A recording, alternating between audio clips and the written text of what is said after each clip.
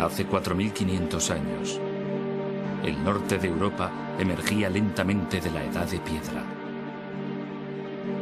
En el Mediterráneo, Grecia y Roma aún no habían empezado a echar raíces.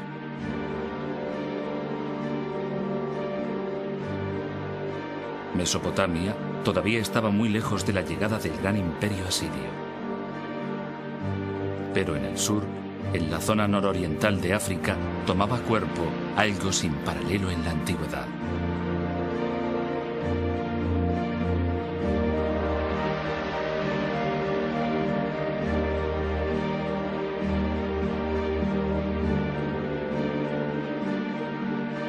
A orillas del Nilo, en Egipto, surgieron 3 pirámides colosales, 3 monumentos levantados por la civilización más duradera que ha existido en el mundo.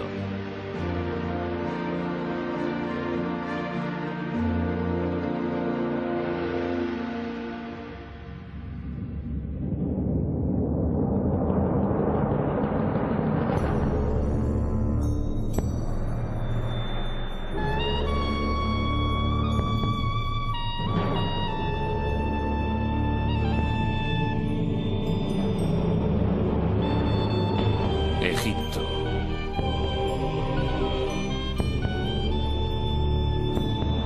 Del caos a los reyes.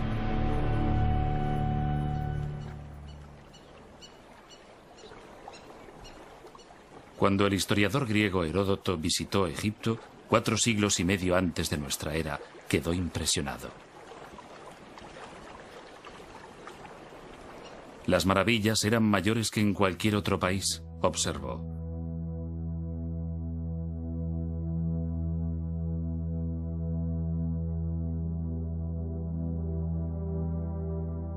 Había pirámides más altas que cualquier construcción levantada en el mundo. Avenidas de esfinges, mitad humanas, mitad animales. Y altos pilares de piedra llamados obeliscos. Había estatuas gigantes de faraones fallecidos mucho tiempo atrás. Y momias exóticas cubiertas de oro. Y por doquier, los símbolos enigmáticos de su escritura sagrada.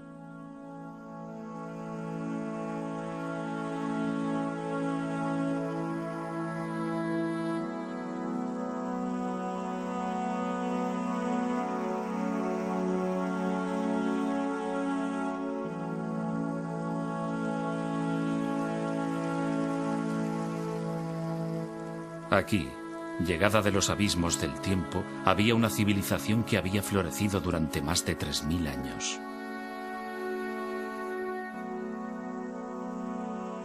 Para los antiguos, Egipto ya era antiguo.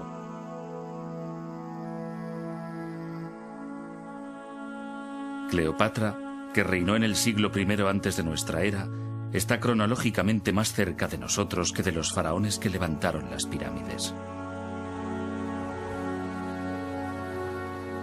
Egipto es tan antiguo que durante siglos sus orígenes permanecieron envueltos en el misterio.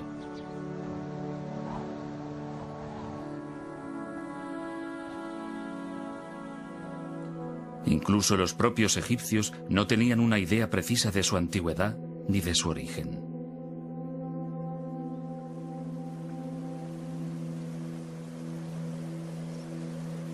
Heródoto dijo que Egipto era un don del Nilo. Pero los egipcios sabían desde el principio que la vida en el Nilo podía ser muy precaria. Rodeados por una extensión infinita de desierto, vulnerables ante un río impredecible y un clima que podía cambiar súbitamente, la civilización egipcia se forjó en parte como respuesta a un entorno natural muy duro.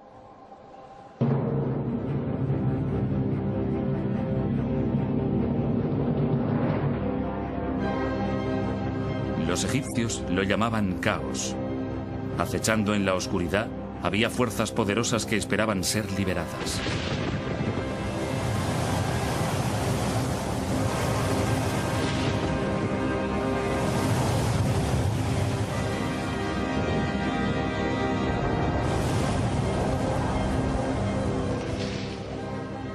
La catástrofe podía llegar en cualquier momento y por ello los egipcios se aferraban a una creencia profunda. El orden, opuesto al caos, era la voluntad de los dioses. Para mantener el orden y dominar el caos, los egipcios imaginaron un rey que era un dios vivo, la manifestación terrestre de Horus, el halcón, el gobernante de los cielos. Enfrentado a él estaba el dios del desgobierno, Set, el precursor del caos. El eterno conflicto entre orden y caos guiaría, finalmente, el destino de la civilización egipcia. Pero la verdadera historia de lo que ocurrió se desvaneció con el paso del tiempo.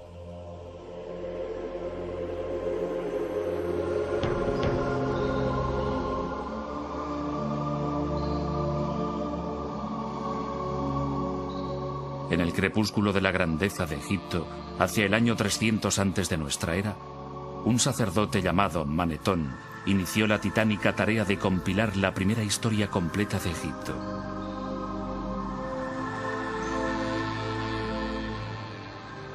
Pudo haber sido un reto desalentador, pero en las bibliotecas de los templos y en los muros de los lugares más sagrados de Egipto ya se habían escrito algunos volúmenes.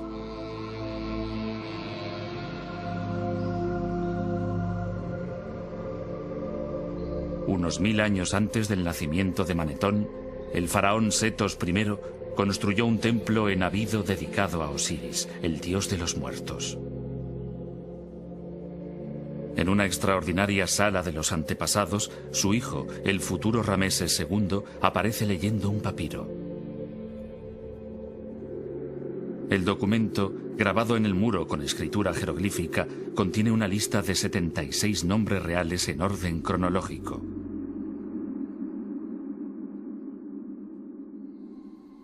Cada nombre está rodeado por un estilizado anillo de cuerda.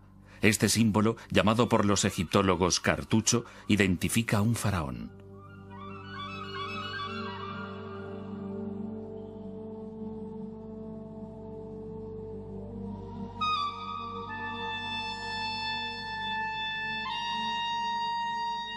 Utilizando documentos como este, Manetón dividió su historia en 30 dinastías reales.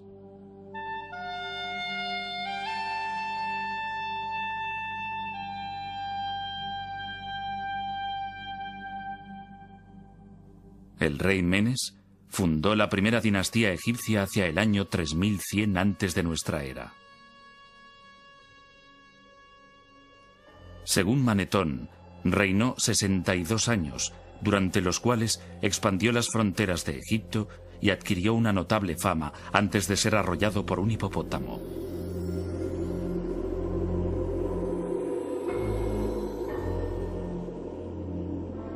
Antes del reinado de Menes, Egipto había sido gobernado por unos semidioses llamados espíritus de los muertos.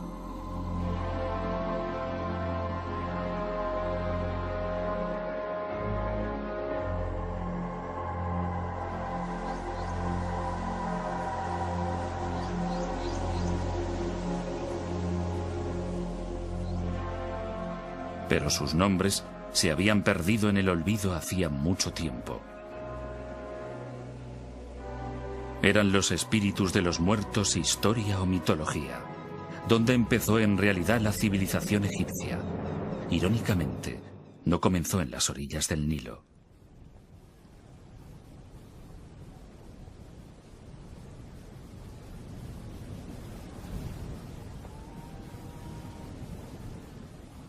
A más de 100 kilómetros al oeste del río, en el desierto del Sahara, el calor es tan sofocante y la sequedad tan pronunciada que la lluvia se evapora antes de llegar al suelo.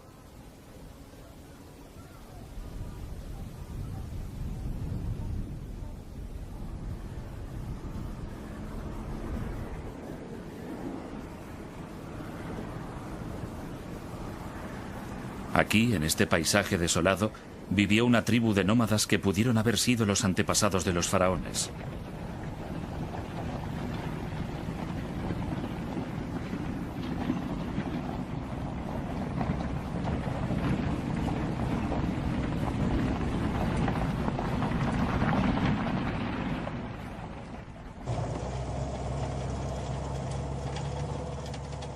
Fred Wendorf, de la Universidad Metodista del Sur, de Dallas, Texas, dirige un equipo internacional de arqueólogos que han batido el desierto buscando rastros de la presencia del hombre.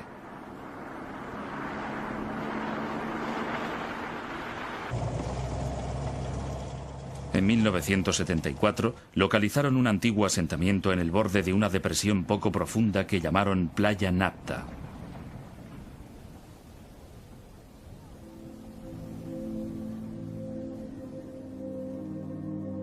El Sahara no fue siempre seco y árido. Las fechas obtenidas por radiocarbono revelan que, hacia el año 8000 antes de nuestra era, el monzón tropical africano se desplazó hacia el norte, dando lugar a la caída de lluvias torrenciales en el desierto y a la formación de lagos estacionales. Uno de estos lagos fue Playa Napta. Aquí, rodeados por zonas de pastos para alimentar a su ganado, la gente podía protegerse del calor y de las variaciones climáticas del desierto.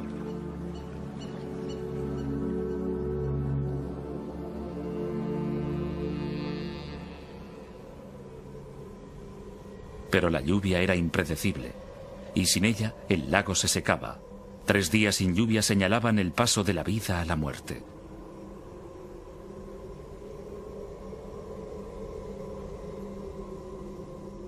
Cuando la supervivencia estaba en entredicho, sucedió algo sorprendente.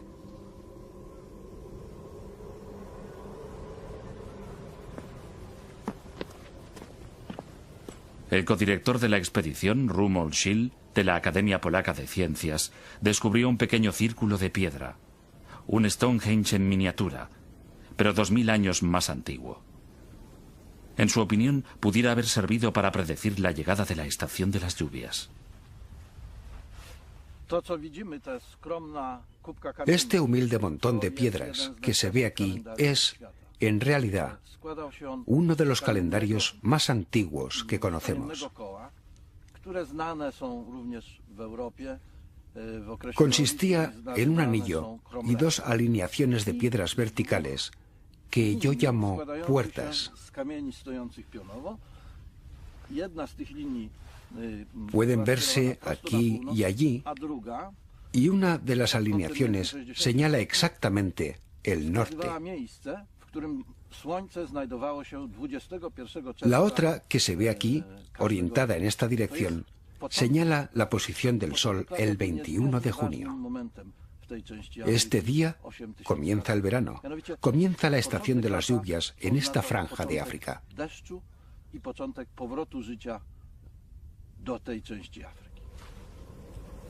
El descubrimiento de este calendario circular solo fue el inicio de una serie de hallazgos. Cerca de allí se encontraron varias piedras colocadas formando círculos que marcaban la situación de hoyos profundos.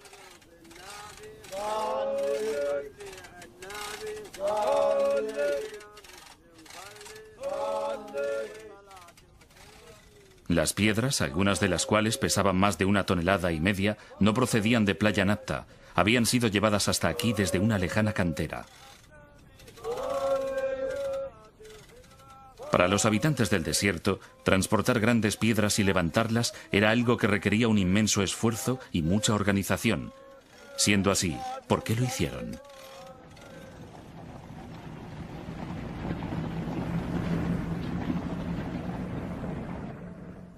Fred Wendorf cree que podrían señalar la posición de tumbas de personajes importantes u honrar a sus espíritus.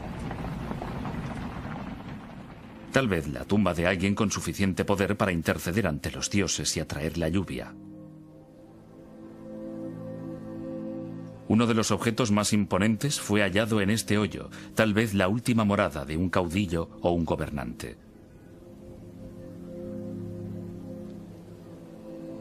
A primera vista parecía un bloque normal, pero cuando Wendorf lo examinó con más detalle, resultó ser una escultura primitiva.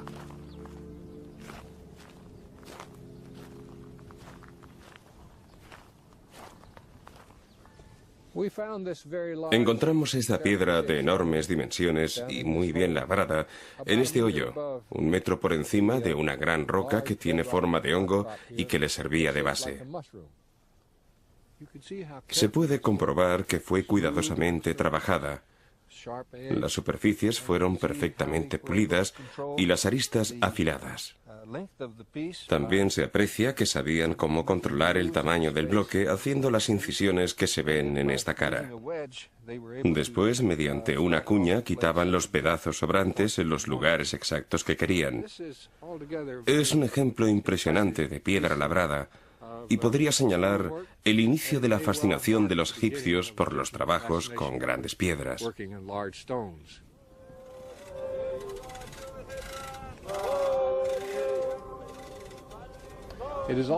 También es una prueba importante de la existencia de diferentes estratos sociales, porque se necesitó habilidad para controlar a la multitud de hombres dedicados a dar forma al bloque y ponerlo en una posición que encajara con la piedra que lo sustentaba. Para ello fue necesario que un gran número de hombres trabajara durante un largo periodo de tiempo, lo cual indica que quien los mandaba tenía una categoría superior a la de los demás. Aquí, hace 7000 años, los primeros y toscos monumentos de Egipto surgieron del desierto para honrar a un rey caído y para llevar orden al caos.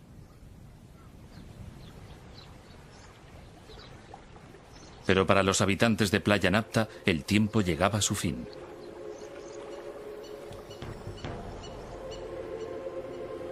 Hacia el año 5000 antes de nuestra era, el monzón de verano volvió a cambiar de ruta, dirigiéndose ahora hacia el sur. La lluvia finalmente cesó y los oasis, como el de Playa Napta, se secaron para siempre.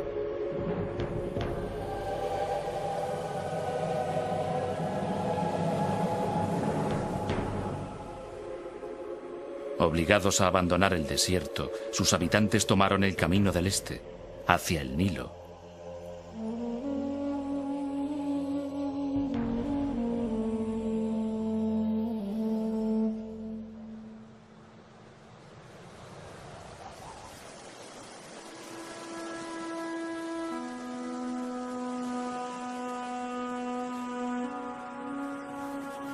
El Nilo es la sangre que da vida a Egipto.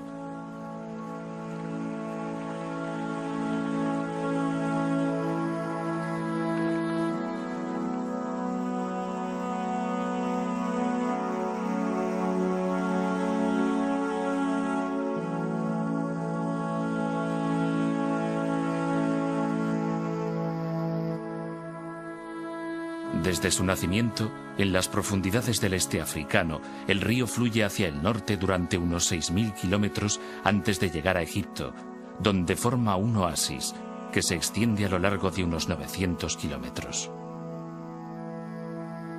En los últimos 150 kilómetros se despliega en un amplio delta antes de desembocar en el mar Mediterráneo.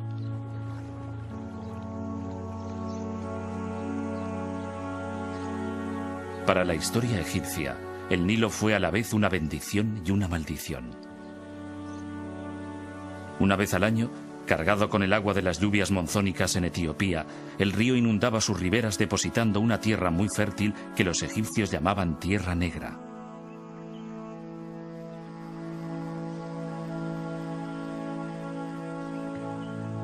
Sin el río, Egipto sería estéril. Con él, es una de las regiones más fértiles de la tierra.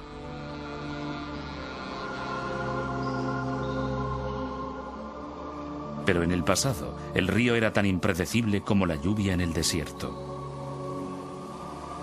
Una crecida demasiado alta podía arrasar aldeas. En cambio, si era demasiado baja, ocasionaba hambre. Para escapar del caos de la incertidumbre, los egipcios idearon el primer calendario del mundo basado en 3 estaciones de 4 meses cada una. Es el modelo del calendario que utilizamos en la actualidad. Pero entonces no estudiaban el tiempo, estudiaban el Nilo.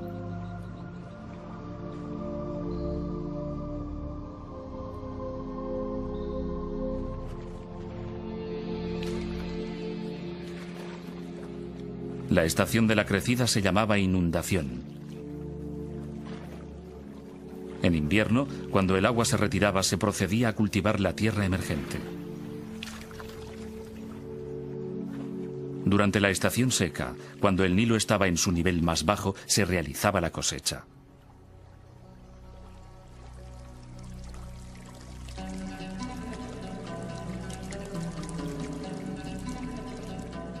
Trabajando unidos, los egipcios abrieron pozos, levantaron diques para proteger sus aldeas y desarrollaron los rudimentos de la geometría para volver a establecer, después de cada inundación, las lindes de sus propiedades.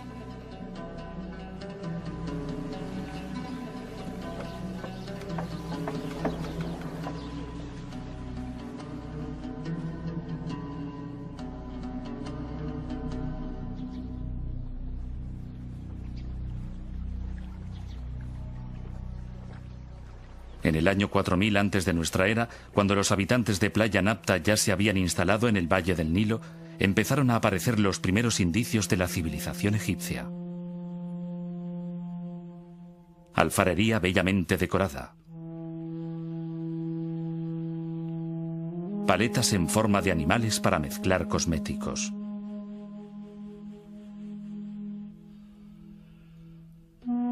Y cuchillos de pedernal tan bien acabados que nunca han sido igualados, algunos con mangos de marfil bellamente tallados.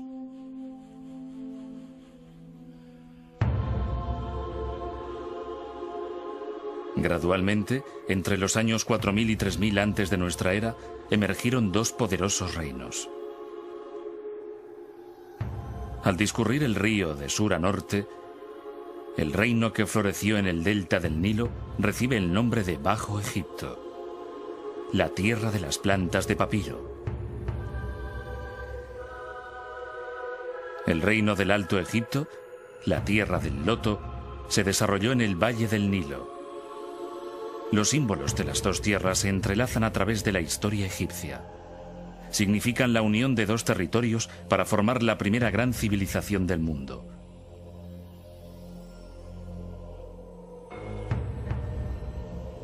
Lo que ha desconcertado largo tiempo a los arqueólogos es cómo y cuándo tuvo lugar esta unificación. René Friedman, de la Universidad de California en Berkeley, y sus colegas están buscando pistas de ello en la antigua capital del Alto Egipto.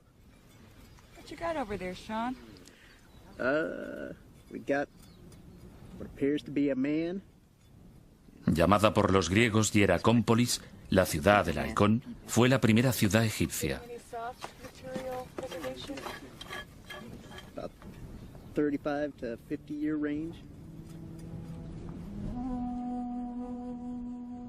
Sus monumentos y construcciones desaparecieron hace tiempo. En su lugar se encuentran por doquier agujeros abiertos por los ladrones. Hace un siglo, los arqueólogos creyeron que todo lo que quedaba en el desierto era un cementerio saqueado y que no valía la pena excavarlo. No podían imaginarse que en la arena se escondía una gran riqueza de nuevas informaciones.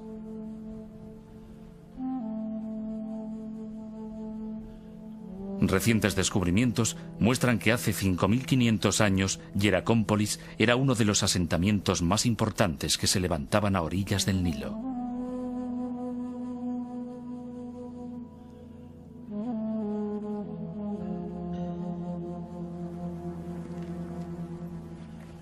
Tenía unos 3 kilómetros de longitud y era una comunidad bulliciosa de agricultores, administradores, artesanos y alfareros. Un alfarero manufacturaba objetos de barro para sus vecinos.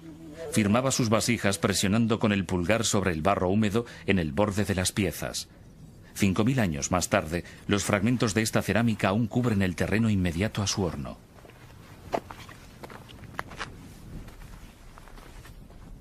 A causa de un grave accidente, todavía es posible identificar su casa. Estos son los restos de la casa del alfarero.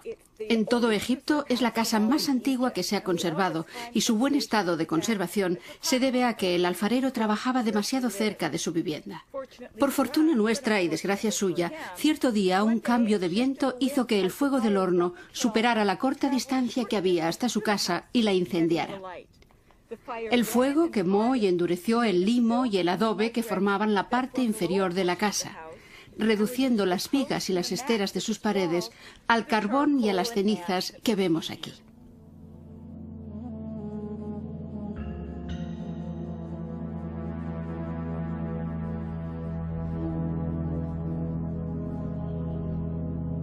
En la parte norte de la ciudad había un vasto complejo industrial donde se hallaban panaderías, graneros para almacenar trigo y las primeras cervecerías conocidas de Egipto. Pero el edificio más importante de Hieracómpolis fue descubierto en 1985, cuando los arqueólogos encontraron varios agujeros de 1,80 m de profundidad, lo suficientemente grandes como para alojar unas inmensas columnas de madera de 6 metros de altura.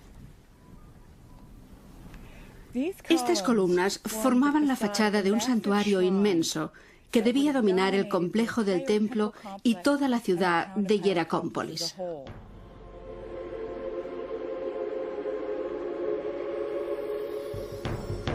Es el primer templo conocido de Egipto.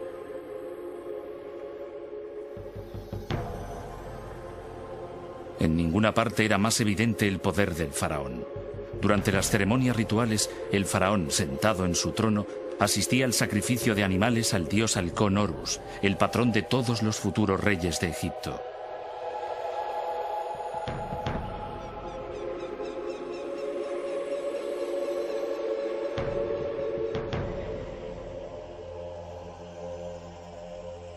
Pensado para recordar la silueta de un animal agachado con cuernos y una cola, el templo estaba ricamente decorado con esteras de colores y pilares, tal vez hechos con cedros importados del Líbano.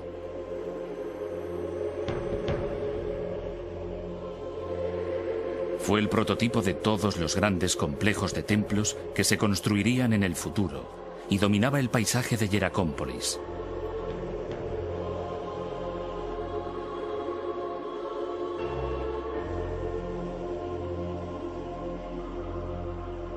Pero a la ciudad del halcón le salió una rival en Buto, la capital del Bajo Egipto.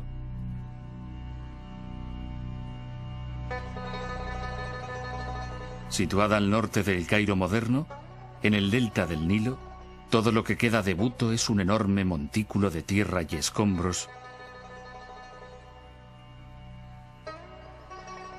y estas piedras y estatuas que datan de 2000 años después.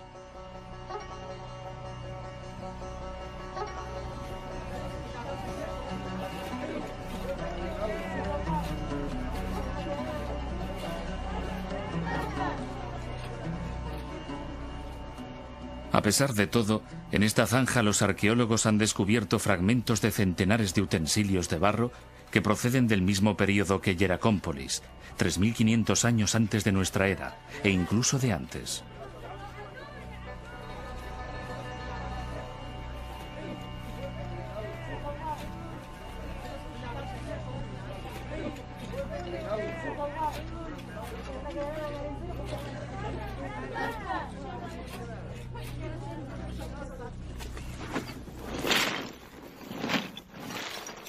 Dina Faltings, del Instituto Arqueológico Alemán, es la responsable de la excavación y una experta en el estudio de cerámica antigua. Reuniendo fragmentos y comparándolos con la cerámica de Hieracómpolis, realizó un descubrimiento sorprendente.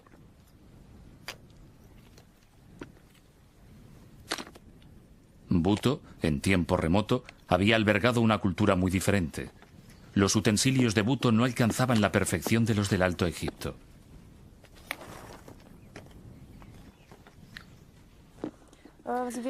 Tenemos aquí una vasija de cerámica formada por una base y unas láminas verticales dispuestas a su alrededor que simplemente fueron unidas y calentadas superficialmente para fijarlas al conjunto. Se trata de una técnica poco evolucionada. En contraste con esto, tenemos algunas importaciones del Alto Egipto, como esta vasija. Es pequeña y elegante, de mayor calidad. Se observa incluso con el sonido. Las paredes son delgadas y la técnica más depurada. En el Alto Egipto tenían mejores hornos y evidentemente los habitantes del Bajo Egipto que hicieron estas vasijas lo sabían. Trataron de imitarlos, pero como su conocimiento del oficio y su desarrollo técnico eran inferiores, Los resultados fueron deficientes, como ponen de manifiesto estas vasijas que hemos encontrado.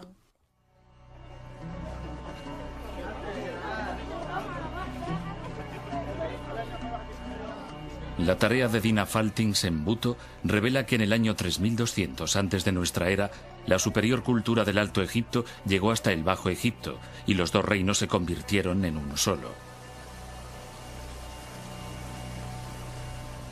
¿Pero fue una transformación pacífica? ¿O fue sangrienta?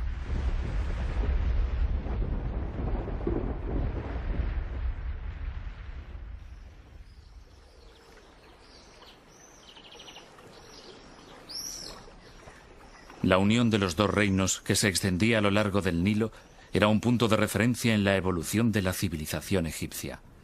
Pero cómo se llegó a ello era una pregunta de difícil respuesta. Todo lo que tenían los arqueólogos para basar sus teorías era un objeto encontrado en Hieracómpolis en 1898. Esta exquisita paleta ceremonial de pizarra data aproximadamente del año 3100 antes de nuestra era. Está dedicada a un rey del Alto Egipto llamado Narmer, que algunos creen que fue el legendario rey Menes, el primer faraón de Egipto. En una de sus caras, Narmer, tocado con una corona acabada en forma de bulbo, está a punto de golpear a un prisionero en presencia de Horus, el dios halcón de Hieracómpolis.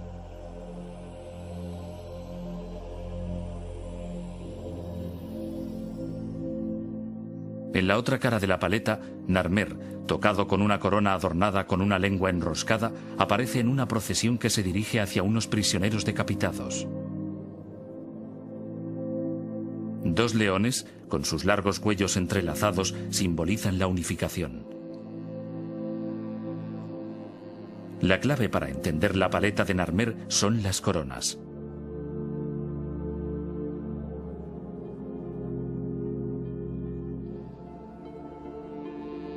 En el Alto Egipto, el rey llevaba una corona blanca con el extremo superior en forma de bulbo. En el Bajo Egipto, una corona roja con una larga y prominente lengua. Juntas forman una doble corona que significa que el faraón se ha convertido en el señor de las dos tierras.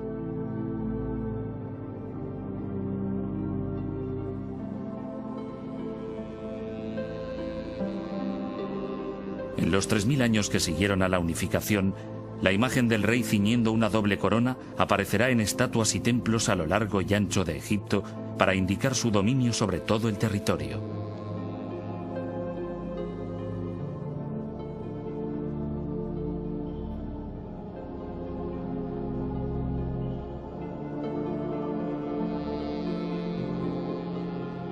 La paleta de Narmer parece confirmar que la unificación se llevó a cabo después de una conquista sangrienta.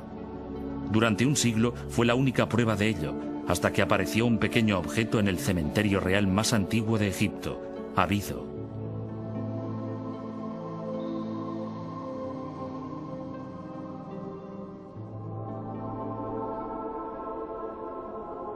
Considerada la última morada de Osiris, el rey de los muertos, el suelo está literalmente cubierto por fragmentos de cerámica, restos de las ofrendas a uno de los más importantes dioses de Egipto.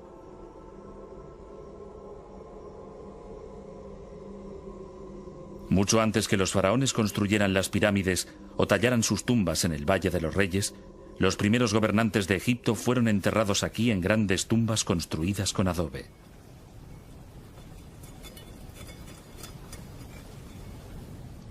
Cuidadosamente estudiado a finales del siglo pasado y comienzos de este, se creyó que el cementerio de Abido había desvelado todos sus secretos hasta que en 1977 el arqueólogo alemán Günther Dreyer volvió a excavar en el emplazamiento.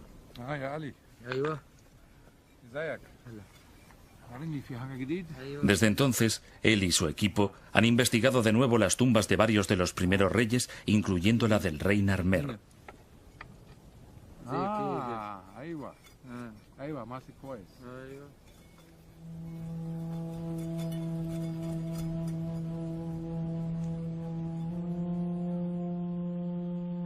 Dreyer se emocionó ante el descubrimiento de una etiqueta de marfil. Este tipo de etiquetas solían ponerse en las tinajas de aceite. Aunque la que encontró era pequeña, encerraba una gran sorpresa. Parecía representar el mismo acontecimiento que la paleta de Narmer. Es una etiqueta de marfil del rey Narmer, hallada cerca de su tumba. Estas etiquetas servían para indicar la fecha de los cargamentos de aceite. En aquella época, las fechas se indicaban con los nombres de los años y estos nombres se elegían basándose en los acontecimientos más importantes del año correspondiente. En este caso, es una victoria del rey Narmer sobre los pueblos del delta. Y obviamente, es el mismo acontecimiento representado en la paleta de Narmer. De ello podemos concluir que la paleta de Narmer hace referencia a un hecho histórico que tuvo lugar en un año determinado. Pero la etiqueta es solo una pieza de un rompecabezas. Otro descubrimiento realizado en Abido sugiere que el proceso de unificación había empezado mucho antes del reinado de Narmer, por lo menos 5 generaciones antes. Bajo estos montículos de escombros, Dreyer encontró las tumbas de los reyes de una desconocida dinastía anterior que ahora los egiptólogos llaman la dinastía Cero. En las tumbas había otras etiquetas, algunas incluso más sorprendentes que la primera. Aquí, grabada en marfil, estaba la prueba clarísima de que los egipcios habían elaborado un sistema de escritura totalmente desarrollado, no solo antes de lo que se pensaba hasta entonces, sino incluso antes de que lo hicieran los sumerios en Mesopotamia, a los que se consideraban los primeros en producir un lenguaje escrito. La primera escritura sumeria, que vemos aquí, era un sistema de contabilidad formado por sencillas imágenes y números. La escritura egipcia ya contenía signos que correspondían a sonidos, como los alfabetos modernos. Todos los signos jeroglíficos de estas etiquetas representan sonidos. La serpiente representa el sonido Y. Junto a 2 triángulos forma la palabra Yu, que significa montaña. Estos símbolos significan las montañas de la oscuridad y se refiere al oeste, el lugar por donde se pone el sol.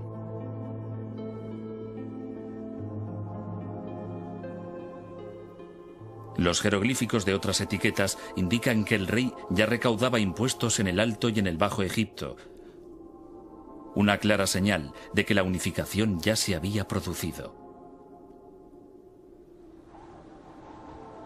Para consolidar el reino, se construyó una nueva capital en el punto de encuentro del Alto y el Bajo Egipto. Fundada por el rey Menes, que algunos egiptólogos creen que es el histórico rey Narmer, Memphis estaba destinada a ser la mayor ciudad del país.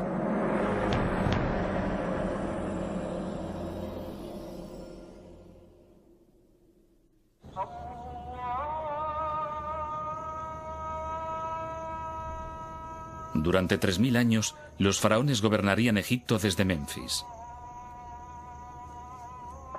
Hoy, de aquella ciudad solo quedan ruinas, pero nada que date de los tiempos del rey Narmer.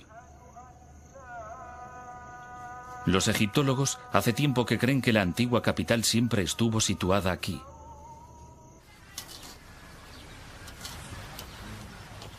Pero David Jeffries, de la Sociedad de Exploración de Egipto, piensa que Memphis estaba en otra parte, y ha dedicado 9 años de su vida a buscarla. Utilizando una sencilla perforadora manual, tomó una serie de muestras en los campos que hay a 3 kilómetros al oeste de las ruinas. Los sondeos señalaron una importante capa de objetos situada a 3 metros de profundidad. Lo que esperamos encontrar en esta zona, unos metros por debajo de la posición que hemos alcanzado en este momento, es cerámica en el nivel inferior del limo, cerámica del periodo que se sitúa alrededor del año 3000 antes de nuestra era, el periodo de los primeros reyes del Egipto unificado y que representa la fundación de la capital del país en esta zona.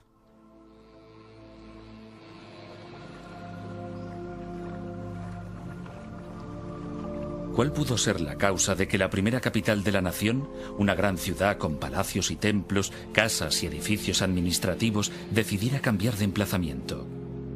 Dos grandes fuerzas naturales, el desierto y el Nilo. Ahora estamos en los límites del desierto occidental, mirando el valle del Nilo hacia los riscos orientales. Aquí el valle solo tiene 7 kilómetros de anchura. Es tan estrecho como en cualquier otra parte del norte del valle, y lo que creemos haber demostrado, estamos mirando hacia el área donde hemos estado haciendo estos sondeos, lo que creemos haber demostrado es que aquí el río fluía muy cerca de los límites del desierto y que la ciudad se extendía a lo largo del río, exactamente debajo de donde nos hallamos. Y que al llegar la arena del desierto occidental y al mismo tiempo desplazarse el río hacia el este, la ciudad siguió el movimiento del río hasta donde hoy están las conocidas ruinas de Midrashina, a unos 3 kilómetros a través del valle. El caos de los cambios del Nilo, por una parte, y el crecimiento del desierto, por otra, persiguieron a los egipcios durante toda su historia.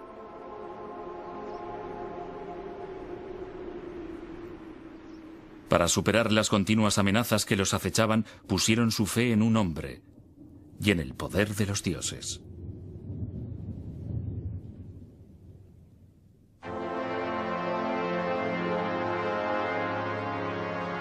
Para protegerse del desastre, los egipcios confirieron a su rey un poder absoluto y le adoraron como a un dios.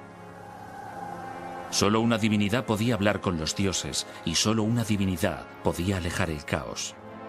Para mantener el orden, llamado Maat, personificado por una diosa sentada con una pluma en la cabeza, el faraón realizaba rituales diarios. Para apaciguar a los dioses, construía lujosos templos provistos de comida, bebida y otras ofrendas.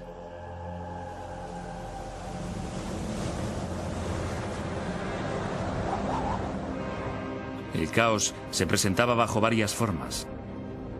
Podía manifestarse como una violenta tempestad de arena procedente del desierto o como un enemigo extranjero.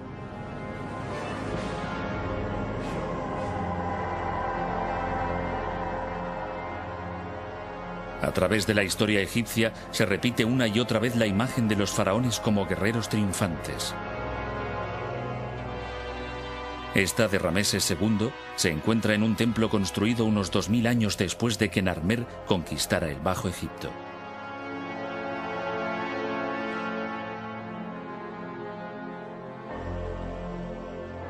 Seguramente Rameses nunca condujo un ejército al combate. La imagen es más simbólica que real. Un mensaje que indicaba a todos los que lo veían que el rey cumplía su deber sagrado de mantener Maat, el orden divino.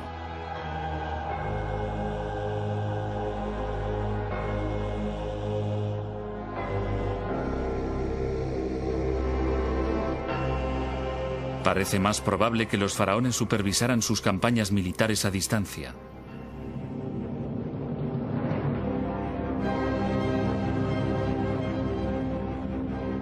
En el año 2280 antes de nuestra era, un importante oficial de la corte llamado Uni hizo que esculpieran los detalles de su extraordinaria carrera en los muros de su tumba. Uni explica cómo su faraón, Cíope I, se enfrentó a una tribu de nómadas. Cuando su majestad se enfrentó a los que moran en los desiertos del este, formó un ejército de varias decenas de millares de hombres procedentes de todo el Alto Egipto. Había nobles, portadores del sello, caudillos y jefes de las ciudades. Yo era el que los dirigía.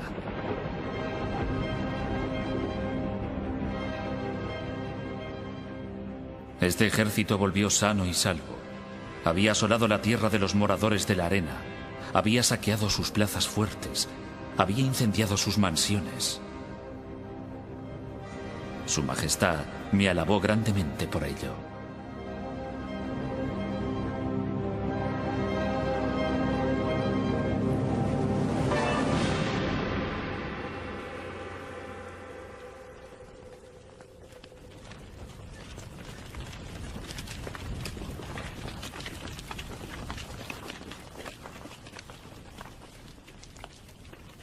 Con un tremendo poder y una gran fuerza destructora, el caos podía también surgir de la nada.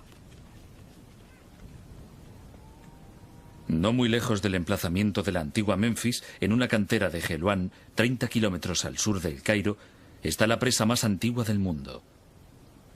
Aunque es difícil de imaginar, después de 4000 años, esta inmensa mole de piedra formaba parte de un enorme proyecto de ingeniería proyectado para controlar las inundaciones súbitas. Fascinado por la temprana tecnología egipcia, Gunther Dreyer realizó un detallado estudio de la presa. Calculó que 500 hombres tardaron 10 años en construirla, cargando hasta allí unas 184.000 toneladas de piedras. La presa era un intento extraordinario de dominar el caos. Por desgracia, no funcionó. La presa atravesaba el Wadi, desde allí hasta ahí. Tenía una longitud de unos 110 metros y una altura de unos 15. Era una construcción bastante sólida. La sección transversal habría tenido este aspecto. En la base, su longitud sería de unos 100 metros, en la parte superior de 60 metros. Estaba dividida en 3 partes. En el centro, un terraplén de arena, y en los 2 lados un conjunto de piedras sin labrar cubiertas con bloques de piedra caliza. Por desgracia, una crecida se llevó la presa antes de estar terminada. El agua vino por aquí y destruyó la parte inacabada. Después, en unos minutos, enormes cantidades de agua bajaron por el Wadi y destruyeron todas las instalaciones inferiores.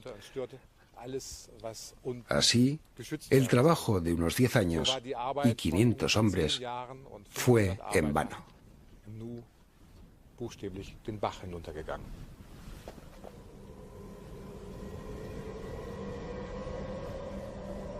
Para los egipcios que la construyeron, el desastre fue una trágica advertencia de lo destructivas que podían ser las fuerzas de la naturaleza y de la necesidad de una vigilancia constante.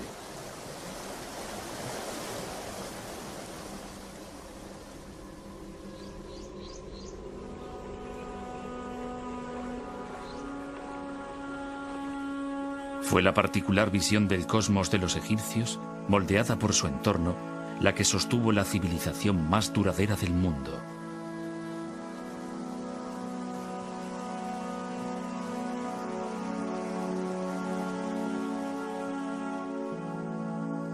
En el centro de todo ello estaba el faraón.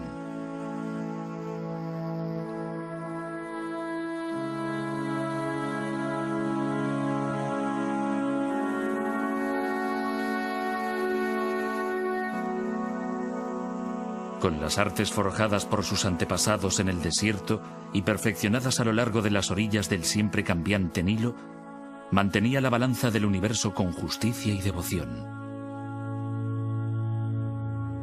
Luchaba contra los continuos y virulentos ataques de la naturaleza, las agitaciones sociales e incluso contra lo sobrenatural.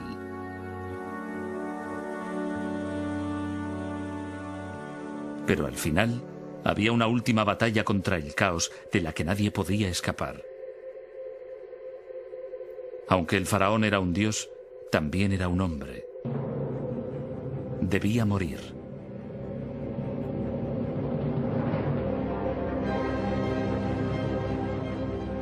Para evitar la calamidad, ordenó a los egipcios que empezaran a acarrear grandes piedras hacia los límites del desierto.